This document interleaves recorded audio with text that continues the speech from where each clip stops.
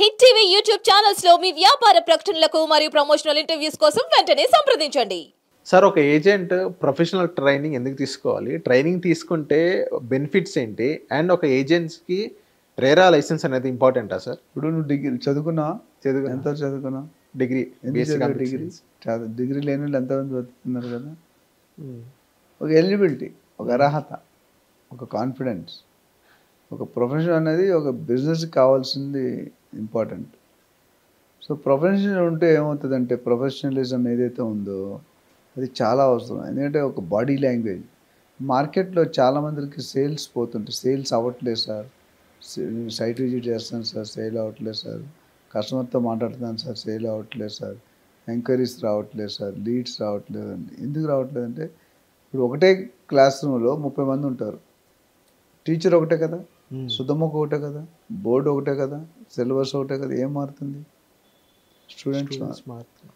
So ఒకటే teacher ఒక క్లాస్లో 10 డిస్టింక్షన్ వస్తాయి, 5 ఫస్ట్ క్లాస్ వస్తాయి, 5 సెకండ్ క్లాస్, 5 మంది ఫెయిల్ అవుతారు. మ్యాటర్ ఎవరంటే స్టూడెంట్. వేరియబుల్ ఇక్కడ ఏంటంటే స్టూడెంట్. అదేవిధంగా మార్కెట్లో ఒకప్పుడు బిజినెస్ చేసే పద్ధతికి ఇప్పుడు బిజినెస్ చేసే పద్ధతికి చాలా తేడా. బిజినెస్లో మీరు చూసుకుంటే నేను మొన్న బెంగళూరులో ఒక హోటల్కి వెళ్ళాను. హోటల్ పేరు కృష్ణా గ్రాండ్ అని ఏదో హోటల్ ఉంది. ఇక్కడ వెళ్ళగానే ఫస్ట్ ఓనర్ దగ్గర అందరూ విష్ చేస్తున్నారు. మన హోటల్స్ ఎంతమంది విష్ చేస్తారని నీకు తెలుసు. అవును. అంటే నేను వాళ్ళు గొప్ప ఉన్న తొక్క అనట్లేదు, ఎగ్జాంపుల్ చెప్తున్నా. ఎలాగని రిసీవింగ్ హాస్పిటాలిటీ వెరీ ఇంపార్టెంట్. అడిగే పద్ధతి, మాట్లాడే ఏం కావాలి, ఏం ఆర్డర్ కావాలి అంటే అది వేరు చేస్తారు. మీరు ఏం ఆర్డర్ తీసుకున్నారు రెండు ఒకటే మీనింగ్, కానీ స్టైల్ బాడీ లాంగ్వేజ్ వేరు. సో ప్రొఫెషనల్ ఎక్కడ వస్తుందంటే ఒకసారి మీరు అలాంటి యాక్టివిటీకి వెళ్ళినప్పుడు చెప్తారు అసలు బాడీ లాంగ్వేజ్ ఎలా ఉండాలి, యాటిట్యూడ్ ఎట్లా ఉండాలి. మోస్ట్ ఆఫ్ ది అనాలిసిస్లో ఏం తెలుస్తుందంటే ఒక సేల్ ఎందుకు పోతుందంటే ప్రోడక్ట్ వల్ల పోదు, ప్రైస్ వల్ల పోదు, డెలివరీ వల్ల పోదు, అప్రూవల్స్ వల్ల పోదు, మీ బాడీ లాంగ్వేజ్ యాటిట్యూడ్ వల్ల పోదు. 65% of the sale is lost because of your attitude. Sir కొన్ని కస్టమర్స్ వల్ల కూడా ఇది ఫెయిల్ అవ్వచ్చు కదా? ఫెయిల్ డిపెండ్స్ అంటే రేర్ కేసెస్ కస్టమర్ వల్ల ఉంటాయి, తక్కువ. ఎక్కువ కేసులు మన బాడీలో మన సేల్స్ పర్సనల్లో పోతాయి. మీకు యాటిట్యూడ్ అంటే ఒక మంచి ఎగ్జాంపుల్ చెప్తాను. వినోద్ కాంబ్లే అని ఒక క్రికెట్ ప్లేయర్ ఉన్నాడు. సచిన్ తెండూల్కర్తో పాటు ఇద్దరు కలిసి స్టార్ట్ చేస్తారు ప్రయాణం. Vinod Kamble is 10 times better than Sachin Tendulkar in quality of the game. ఆయన 1 century 2 century తక్కువ కెరీర్లోనే 3 centuries ఒకేసారి కొట్టాడు. కొట్టిన దగ్గర నా యాటిట్యూడ్ మారిపోయింది. భూమి మీద నడట్లేదు, భూమి మీద 6 ఇంచులు ఎత్తులో నడుస్తుంది. ఎవరు కోచ్ అవసరం లేదు, కెప్టెన్ అవసరం లేదు, నథింగ్. ఆయన 22nd yearలోనే రిటైర్ అయిపోయాడు. వెస్టిండీస్లో కాట్నీ వాల్స్ అని ఒక బౌలర్ ఉన్నాడు, ఫాస్ట్ బౌలర్. ఆయన బౌన్సర్ అయితే ఎదుర్కోపోయాడు, అంటే ఈ could not face the bat. బయటకు వచ్చేసాడు. ఎందుకంటే గర్వం బాగా ఎక్కువైంది. సేల్స్ మ్యాన్ ఎప్పుడు కూడా మనం రిసీవింగ్ ఎండ్లో ఉన్నాం, సర్వీస్ ఎండ్లో ఉన్నాం. మనం రిసీవ్ చేయడం వంగి బెండ్ అయ్యి ఉండాలి. అంటే వంగడం అంటే వేరే విధంగా ఆయన కస్టమర్ దగ్గర ఎక్కువ ఎక్స్ట్రాలు చేయకూడదు. కొంతమంది దగ్గరికి వెళ్తే సేల్స్ కస్టమర్ వచ్చి కూర్చుంటాడు, వాడిని పెట్టుకొని ఇంకో వేరుతో కబుర్లు చెప్పుకుంటుంటాడు. అంటే you are not responding to the. నాలుగు అయితే లేచి వెళ్ళిపోతాను. నీకు ఇది చాలామంది కస్టమర్లు ఉన్నారని నా అవసరం లేదనుకుంటాం. అందుకని గాంధీజీ గారి కొటేషన్ ఏముంది? Customer coming to your premises is not an interruption. He is doing a favour by coming to you. You are not doing any favour by serving to him.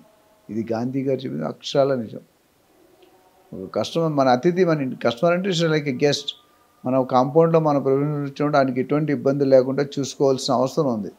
నేను మనం చెప్పిన బెంగళూరు హోటల్లో ఐ వాజ్ షాక్. నేను morning 7:30కి వెళ్తే చివరికి మన hotel నుండి బయటకు వచ్చేవారు కూడా సెండ్ ఆఫ్ ఇస్తున్నారు.